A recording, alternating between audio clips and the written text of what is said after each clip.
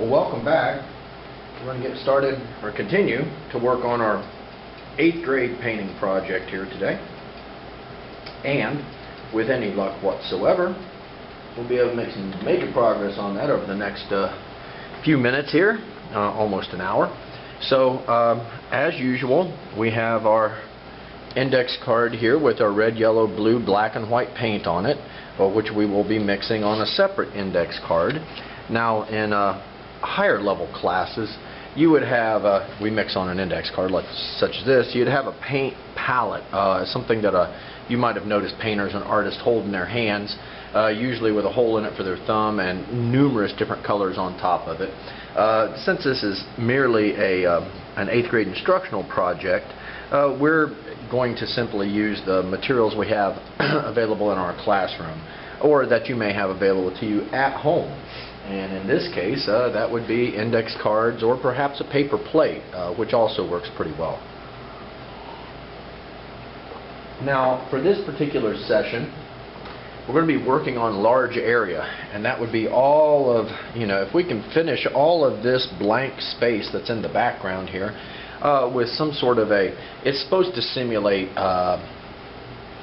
wood in the background there. And it looks like it's like paneling going sideways there. So what we would need to do, of course, is to try to mix up some sort of a brown color. So I'm going to explain that and mix up some of it, and then we will alter that color with a little bit of maybe black and white. So in order to make a brown color like we see here or on the edge of the knife, we need to mix up violet and orange. Okay, now violet is red and blue in equal amounts, and orange is yellow and red in equal amounts. And then when we mix those two together, we should get a color called russet. So I'm going to go ahead and try to mix up my orange first. So I'm going to take, let's go with 3 of the yellow, and then in class, you'll want to make sure you rinse out your brush first. Now, if you do this at home, I would encourage you to rinse out your brush whenever you change colors, so that you don't pollute the 3 colors that you've got in front of you. Now, in order to make the orange, we've always traditionally gone about 3 yellows to 1 good scoop of red. Now, this red is very potent color, and the target color we're looking for is more of a pumpkin orange. So when we are stirring our paint together here, we're using our paintbrush almost like it's a little broom, I suppose, and we're attempting to scrape all of those strands of color into a tight little pile so that it doesn't end up drying out just about the time that we get the proper color. And we want a uniform color if we can make that happen. That means one that's all smoothly mixed together, doesn't have a great number of strands of various other colors in it. Okay, now that is a pretty good, although it's showing up as slightly red on the projection screen, it is really quite a good pumpkin orange here on my card. So I'm going to let that set, and then I'm going to move on to make my violet next. And I'll probably put that next to this orange color over here just for the demonstration. So I'm going to rinse out my brush,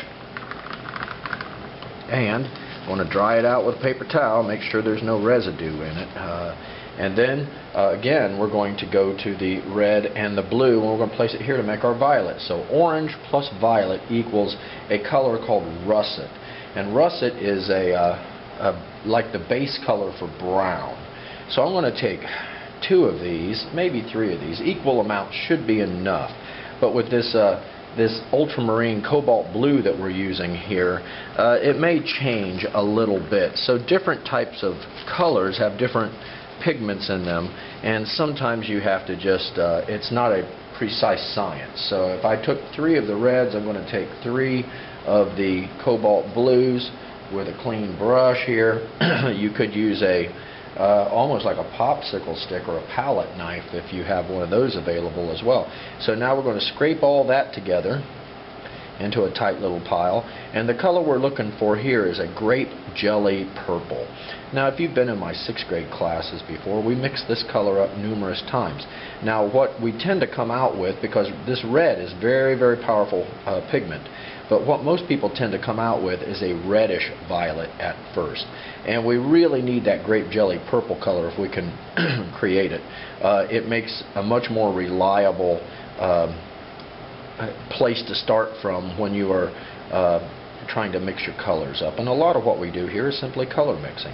Now, what I've got in front of me appears to be more of a cranberry color, not necessarily, more of a red violet, not necessarily a grape jelly purple violet. So I'm going to rinse out my brush, and I think what I'm going to need is just a little bit more of the blue.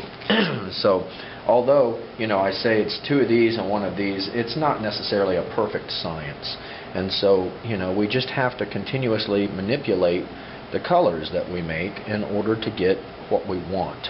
And that's just how painting is.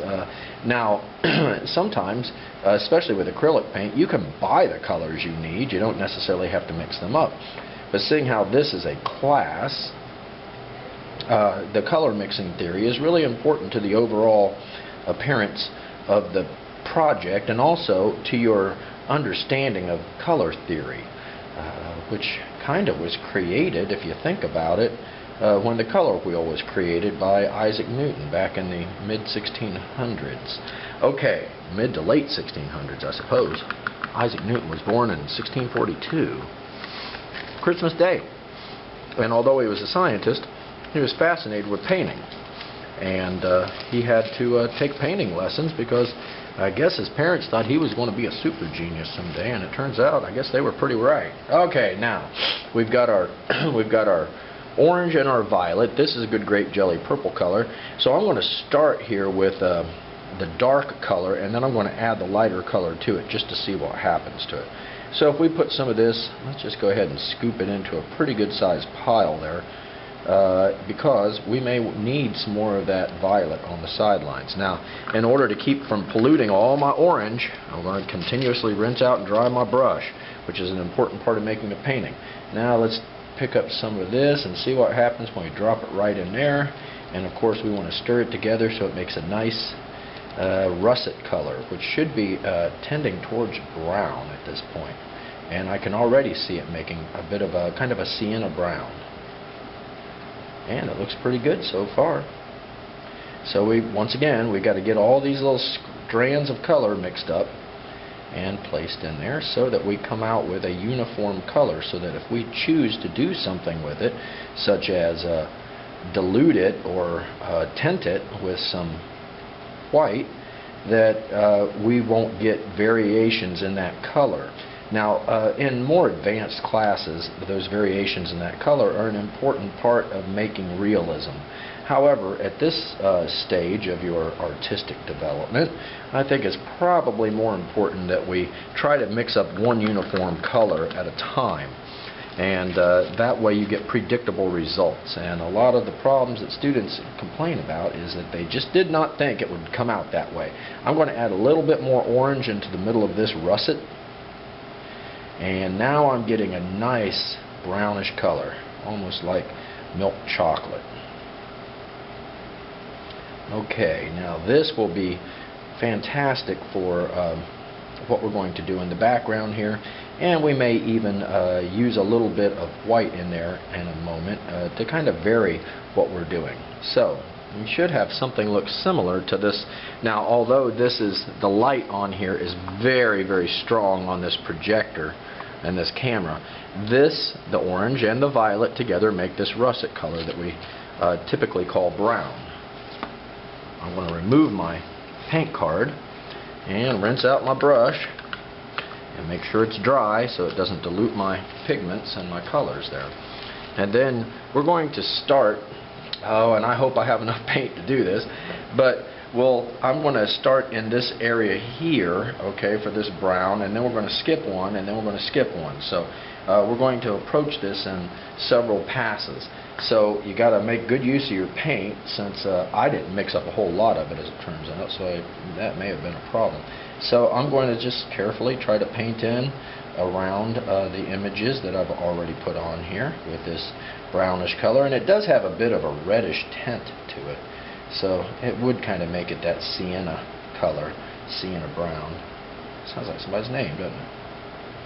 So, and when you're working with this acrylic paint, depending on what the scale of your painting is, and sometimes we do, if we have more time, we do larger paintings, and sometimes we do slightly smaller paintings. But depending on what the scale of your painting is going to make a huge amount of difference about how much paint you have to mix up.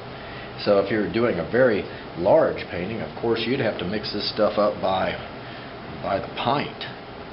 Okay, so we got to just keep it moving because the acrylic paint will dry rather quickly. But if your brush is clean, and also it will carry a little bit of moisture in it as you paint with it from just rinsing it out. And that is very helpful because just that tiny bit of water, that tiny bit of moisture trapped in the brush is going to help keep your paint fluid so that it will come off the brush more easily. But you don't want a soggy brush. Alright, so. And it's better that you work good and accurately than it is that you work fast. Now you also should avoid putting your hands on your paintings, and if you must do that, you have to really focus on making sure that it is you're laying your hand in dry areas. Being a instructional video, I am going to work my way around a lot of this, and then I'm also going to periodically shield my work with an index card. So I am painting small amounts of this brownish color at a time. It's easy to paint fast and get reckless with it. However, that's usually just a recipe for a disaster. So we need to just paint quickly, well, efficiently more than quickly. So we're making pretty good progress though, not just in this class, but also in the other classes as well. So the 6th and 7th graders projects are going along quite well, and of course this project is going along quite well as well. Now this paint will, because of the heavy body of the paint, it leaves behind little grooves sometimes with your paintbrush, but those are not bad. Those are a good thing to have. The texture of a painting is part of its beauty, and it can actually help add a sense of motion to things as well, because people will tend to follow those grooves. Just like in the chair here, how that is overlapped, it tends to make your eye follow that curvature of the chair. Although the chair, you know, is painted on a flat surface. It's merely illusion of curvation. But when you can get people's eyes to follow along with what you are doing, then you stand a great chance of moving their eye from the thing that they are looking at right at the moment to what you want them to look at. And that's the center of attention in your piece of artwork. So it's what you want the viewers to take a look at. And in this case, I would want for them to notice that there is the wood grain, the texture. Now I'm tucking this together really carefully, and I feel pretty confident. However, a lot of students are very timid when they get up next to another color, and they leave these little gaps in there that are known as halos, because it's just like a halo on an angel. It kind of is that little white space around the objects that you're painting. Now it's probably better to go good and slow and finish your work on time than it is to kind of rush through it and get, you know, very sketchy results. Okay, so this is coming along quite nicely, and we're going to just continue on this little bit of area in here. So it's sometimes the details tend to go more slowly than the large areas do, but that's where you learn your control, is in these detailed areas. And so it's never a bad idea to practice that by, of course, approaching it, you know, with a serious mindset, or the fact that you're trying to. I'm kind of shaking the camera there. Got to be careful with that, since I am making an instructional video. I don't want people to get woozy. Okay, the camera motion can be distracting to what we're attempting to do here. So I'm thinking that this is this session, after we're done with this, we should be probably about, oh, I'm going to say approaching halfway done with this painting project. A great deal of your painting will be, though, a lot of the time that you spend in making a painting is in just addressing the tiniest of the details, where you got to hold your breath, and you got to make sure you mix up just the precise color you're looking for.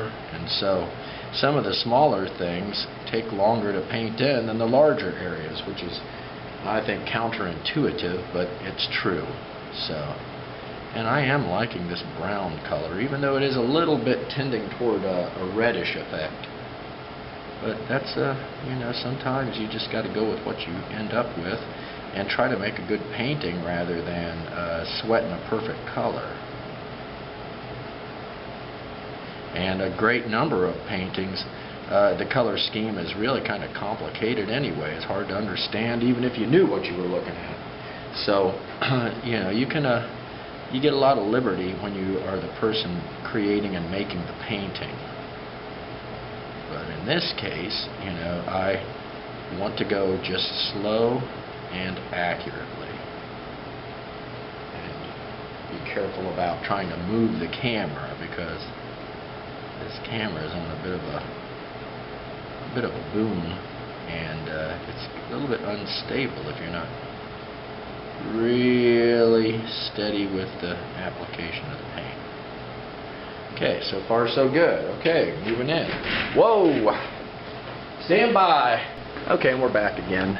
So, it was simply a brief interruption there, and that's pretty common when we're doing artwork. Okay, meanwhile, back at our brown paint, we're still working on it there.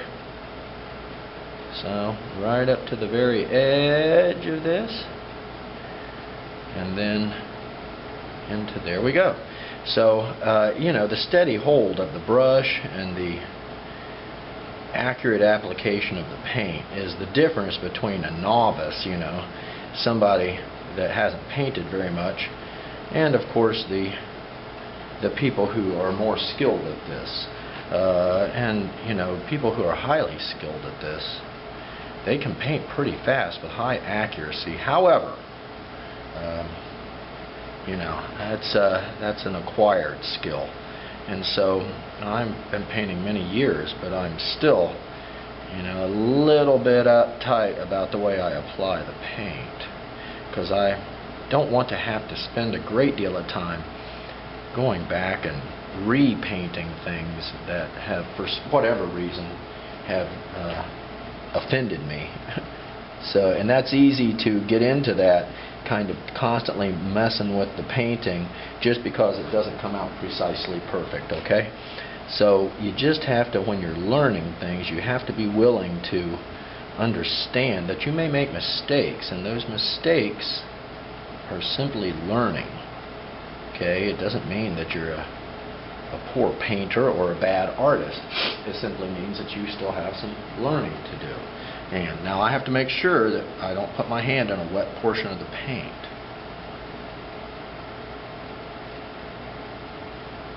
Alright, and also I'm trying to do my very best not to move the camera.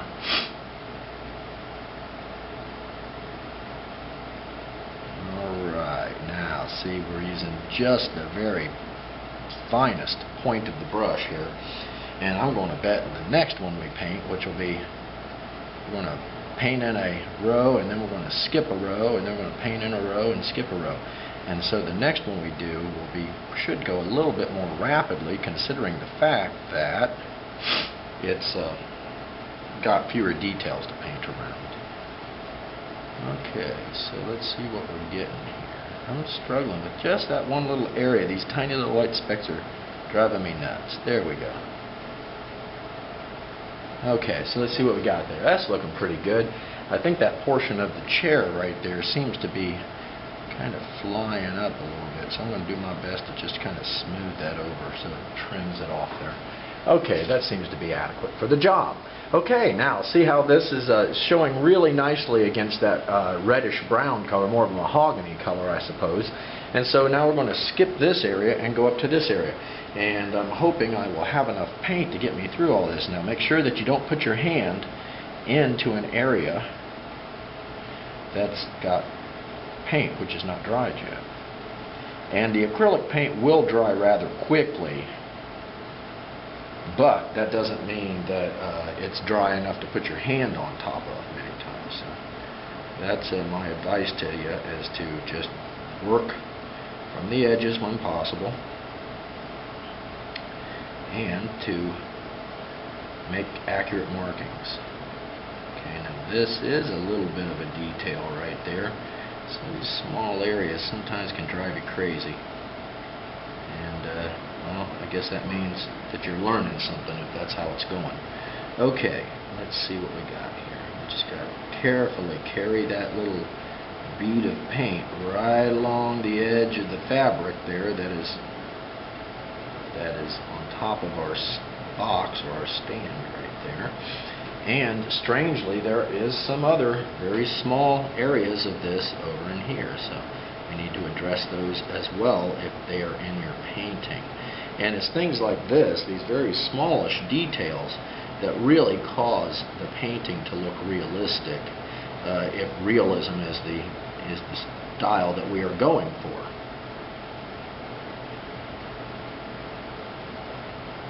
Now, most people struggle with realism because they know what something is supposed to look like, and many times they can't quite make it look that way, and that is a frustrating experience. However, you shouldn't be sweating things like that at this level. But if you're the kind of person that wants this to look realistic, well, then you gotta commit yourself to the idea that it could take a while, and it might be a frustrating experience. Alright, now having trimmed that in there just a bit, and this a bit too, and we can move on and paint a little bit more rapidly now. And that would be a good thing. Although we are trying to make we're trying to make good pace on this, we don't want to get into such a rush that we end up, you know, really just botching the paint all up. So steady hold, hold your breath periodically as we approach this other brown over here. I'm curious how this is going to look up against that. Now, if necessary, we'll do a little bit of outlining around the window, if we must, in order to make that corner of the window or that surface of the window pop out so that we can see it more clearly. It doesn't fade into the background with a bad value change. Okay, so it looks like there was a little bit of black added into that brown, probably in one of the last sessions there. And I am constantly rolling this brush in my fingertips. Some people notice that, other people do not. But just like with a pencil, if you roll that little point around, what you're going to notice is that you get much better control, plus it keeps the paintbrush pointy as you work with it. Now, I am going to intentionally leave that little halo on purpose, and that will remind me to go back and trim that in eventually with some black paint or some other nice dark color that will match what we're doing here. Okay, so I'm just going to keep on working on this, and I'm hoping that I will have enough paint to get me to the finish line of this. Otherwise, I will have to mix up some more, and a lot of times it's more difficult to match a color that you previously mixed than you may think. And you know, times when you run out of time, especially in a classroom setting, you end up getting rid of the paint, and then it's very difficult to match that color back again when you come back for the next session. Okay, now I'm going to carefully place my hand not on the wet part of the painting. I'm going to try to trim that so there's just that tiny little halo around the edge of the window, and then I can justify going back and putting black around it because it will appear to be a bit of a shadow line that's happening right around the edge of the window. And if you look at things carefully, you'll notice sometimes, although I'm not a big fan of outlining stuff in black with a painting, I really believe in letting the values or the colors determine where one surface ends and the next surface begins. However, in the history of painting, many painters have used strong outlining as a tool to make the images in their paintings kind of pop out. And one of those artists would be Vincent van Gogh. If you were to look at his work, you'll notice it has a great deal of dark outlining. Sometimes in blues, sometimes in blacks, sometimes in violet colors as well. So if you can see a good reproduction of a Vincent van Gogh work, and we have one in our classroom, Vincent van Gogh's bedroom at Arla, and if you were to look at that carefully, it's on our hanging on the wall, a poster of it. You'll notice that almost everything in that room of his bedroom at Arla, where he lived for a while, is outlined in black. Now sometimes you can use, and just like I'm talking about, I'm going to use that black outline to cover that halo. And I'm not sure exactly why Vincent van Gogh was using the black outline. I think he just thought of it a bit more as a stylistic thing than a way to cover up, weak control. But I could be wrong. Maybe he was the person that invented the idea of covering weak control with black outlining. Plus, it does really assist the viewer's sense of it being a solid color or a solid object when you put an outline around it. It really grounds it, as some people would call it, making it look like it has a lot of physical presence.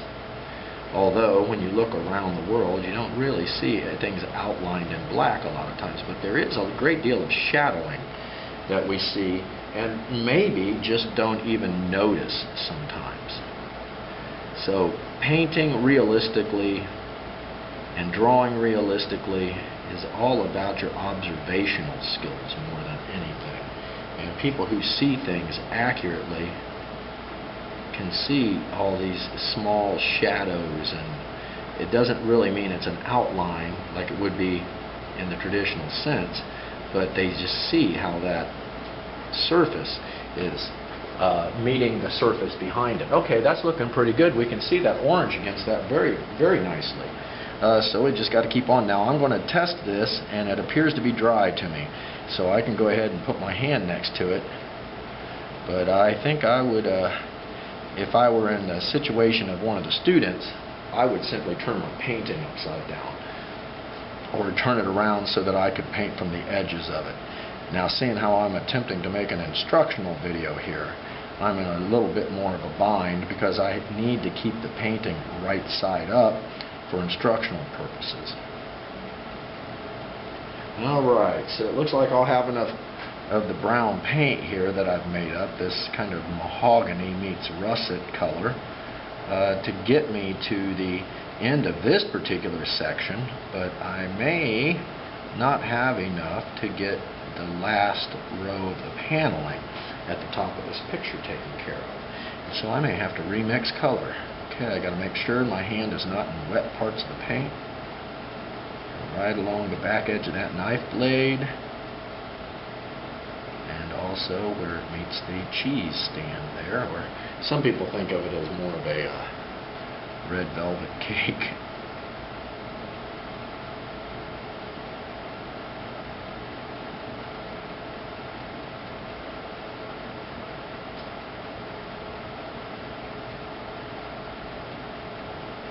Okay, well, sometimes it's the little areas that hold you up.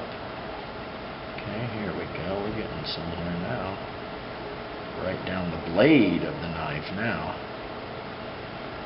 And right up to the edge of our cheese stand there.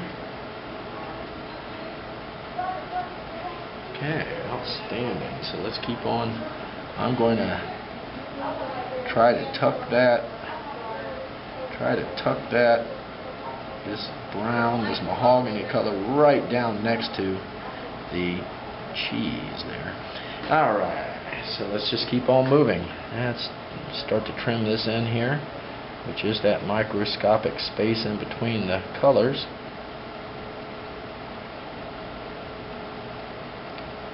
Alright, now let's take a look and see what we're doing here. Okay, it's looking pretty good. I'm satisfied with that.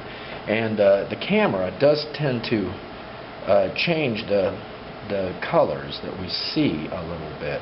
So the colors that I'm seeing visually that's on the canvas right now are slightly altered when they pass through the lens of a camera, and then they are furthermore altered when they are sent to the projector, and then of course they're altered by, you know, the atmospheric conditions in the classroom as well. So meaning whether we've got the lights on or the lights off, what local color, that's meaning, you know, all of the colors that surround us also interfere with the ability to see colors accurately. If we were in a perfectly white room, the colors would appear one color. If we were in a room that was poorly lit, the same color would appear slightly different, simply because of reflected light energy or local color. Local color means the color that is surrounding you when you're viewing or making a painting. And we also use that concept when we're making paintings, that if they're like this bottle, if it were green, for instance, would give off a green tinge to some of the other parts of the painting near it. So that phenomenon called local color is a real thing, and it affects the outcome of your paintings. Okay, I gotta really get that thing is driving me nuts. There we go. Alright, so now if I can get through this part right here, I'll be satisfied. And I may have to mix up some more of my mahogany meets russet meets brown color there. And I'm trying to get a good kind of a horizontal marking there, kind of simulating wood grain, sideways wood grain. So that happens when we, you know, work the brush in a horizontal manner.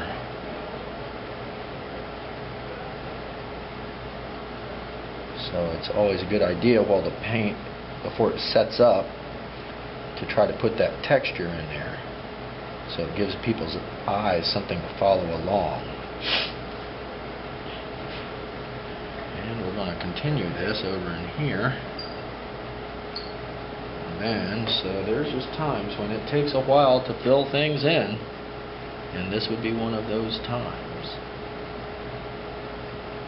Whoop, I'm shaking the camera again. I gotta stop that.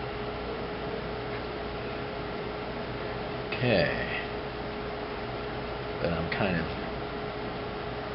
wanting to get this area done, because not only is my paint drying out, but time is slipping away from us. And it's important to make good use of class time. It's also important not to waste materials, which is traditionally a problem in art classes, that you need to. Okay, let's try this right here. I'll bet I can paint with, although I wouldn't recommend it, a little bit of the heel of the brush there a minute ago.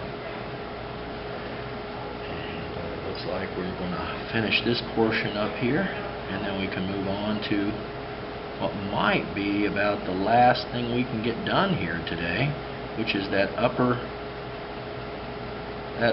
row of the paneling there. So we're going to skip another row and go up there to the top portion of our painting and try to get as much of that done here as we can today. I'm going to rinse out my brush. It's getting a little bit clogged with all of the paint in it, and this paint does have some super glue in it, cyan or methacrylate glue, and boy can it really gum up a brush. So let's go ahead and continue on with this. See what we can do. We're trying to paint from like a specific, from a generalized area to a specific area. So we always work on artwork from the general to the specific. And in my drawing instructional videos, you might have noticed also I tend to work from the largest areas in a drawing or a painting first, and then, oh, there's our bell. Okay, so I'm going to continue doing what I'm doing here, and then we may have to just continue this in our next class session. but I'll probably take about 5 more minutes, and I'm starting to run out of paint anyway, even though I thought I mixed up a generous amount of it. So trying to continue that and doing a good job and mixing up another batch of paint so it's very close to being the same color is going to be a task for perhaps another class here before too long. Okay, let's see what we got here. I'm doing pretty good. Let's get this touched up.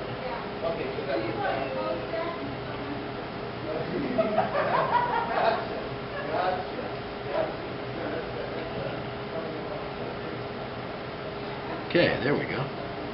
Okay, so let's keep on painting, and I'm trying to get that sidewards effect there, that horizontal, like the wood grain, working for me there, and trying to get as far as I can get on one serving of paint and in one class period, which isn't very long when we have to go around and see what people are doing. And you know, some of our classes will be, depending on what year it is, sometimes classes are 40 minutes long, 43 minutes long, sometimes over 50 minutes long.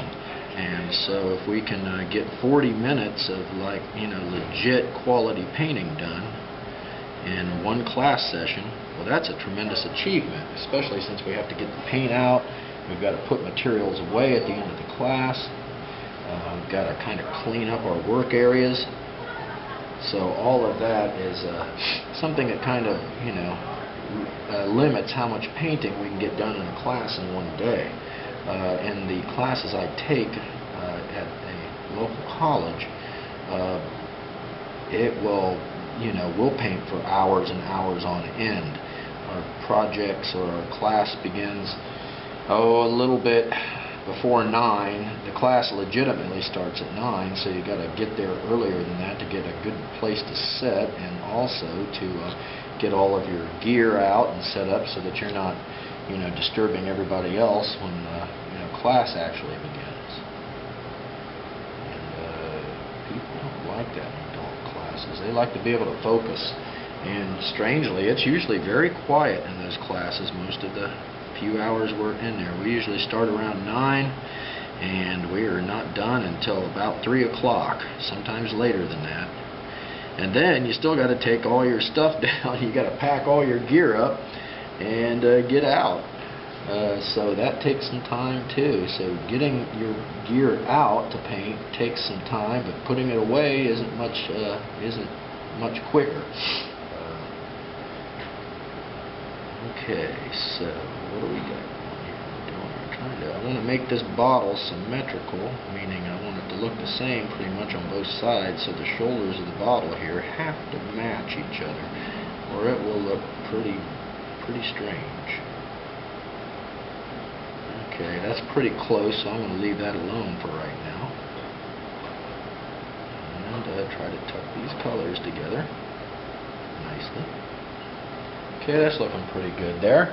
And I think if I can get at this little corner up here before call it a day here. So I think I'm going to continue to work a little bit just to get rid of the paint that I've got going right now on my card here. So I think I can put my hand in this area. And but I am really running low on paint. So in the next session, I will have to mix up some more of my russet meets mahogany color there, and that can take a little while. So even though we've really just used brown in this session right now, you can see that that in itself is a task. Let's see what we got there. Okay, very nice. So I'm starting to struggle with getting enough paint off my paint card here. So it's going to have to finish up with just this one little piece right here, and with any luck I'll get enough paint to get this area completed. And my brush is also starting to get all gooey again and gluey.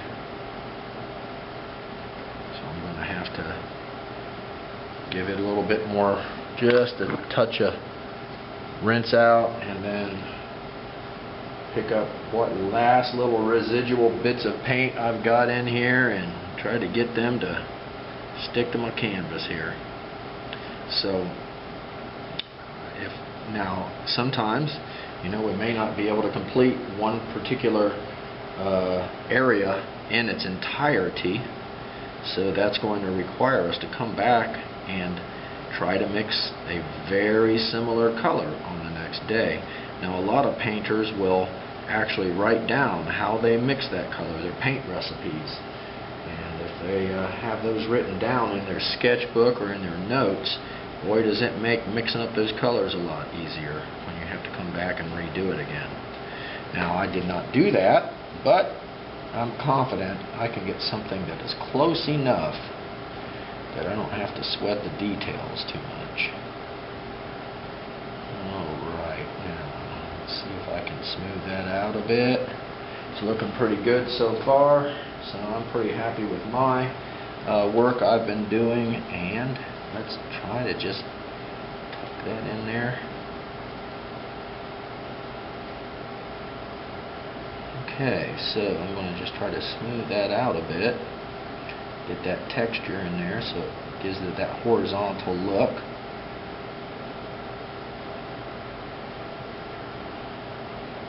I think that's going to have to be a session there today, ladies and gentlemen, because we're probably approaching 40 minutes, and that would be a good time to cease our operation so that we can get back to this in the future. So it looks to me like we have been working for about 40 minutes, maybe a little more than that. So let's go ahead and pack up our gear today, and when we return in the next session, we'll finish up this corner right here, and then we'll do a variation on our browns going into these other sections there, and we will have completed a great deal of the negative space on this painting, and we can continue to build up our colors, thus creating a much more complex, richer looking creation. So that's all we got time for today, so thanks for your attention. I do appreciate it, and let's clean this up and get ready to take off. Have a nice day.